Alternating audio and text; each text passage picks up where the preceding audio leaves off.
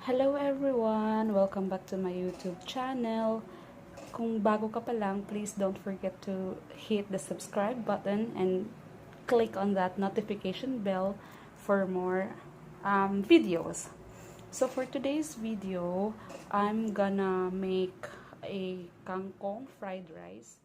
So these are the ingredients po sa gagawin nating recipe for today. So we have garlic, onion, spring onion, we have black pepper, salt, of course the kangkong, isang itlog, and then yung malamig na kanin. And of course, we're gonna be using oil, or if you have butter, okay lang din. So magpapainit lang tayo ng oil sa pan. Yan. Okay. So once mainit na yung oil natin, lagay na natin yung garlic.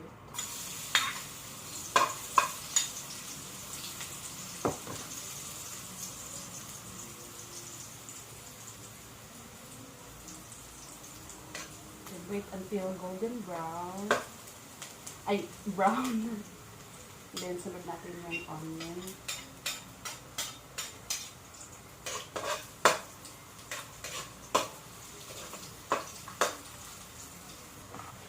So, by the way guys, pwede nyo rin siya lagyan ng hotdog or longganisa kung meron kayo. Ako kasi wala. So, itlog na lang. So, sunod naman ilagay natin itong kanin. So, this is a leftover from last night.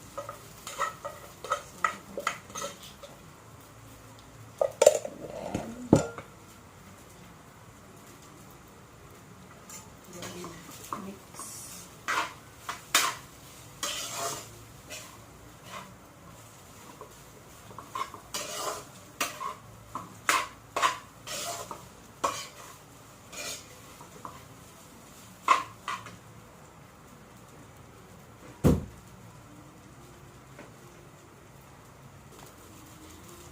So, by the way guys, nilagay ko na pala yung itlog. Kasi nakalimutan ko kanina. Supposedly, una yung itlog para ma-fry mo muna siya before yung kanin. Kaso, my bad.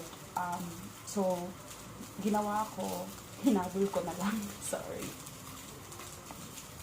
So, pag medyo luto na yung kanin tsaka yung itlog, sunod natin tong kangkong. I-slice ko lang siya ng maliliit para madali siyang ginamit ko to kasi sobrang tagal na nito sa ref and medyo nasisira na siya, so yun.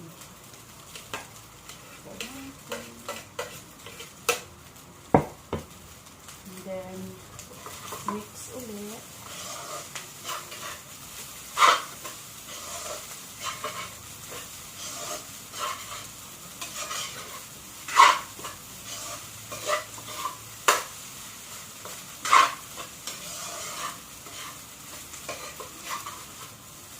Bango. Sunod na rin natin yung salt tsaka pepper. Ako gusto ko madaming pepper. Mahilig ako sa paminta eh. And then salt to taste.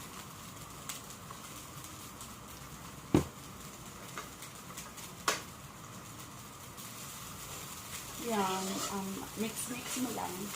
Kasi, non-stick, hindi non-stick pan yung gamit natin. So, kailangan siya i-mix kasi didikit siya sa pan. Pag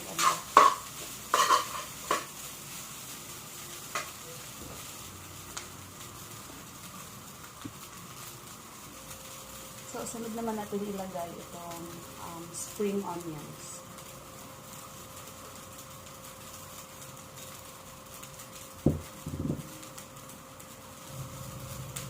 So, yan guys, konti na lang, maluluto na siya. So, I can't wait to eat kasi gutom na gutom ako.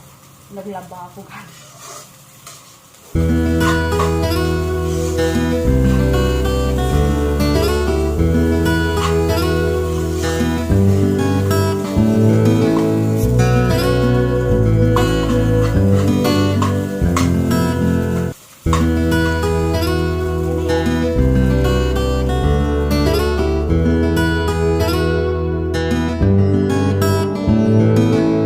kangkong fried rice with egg, tapos bagoong as a side dish.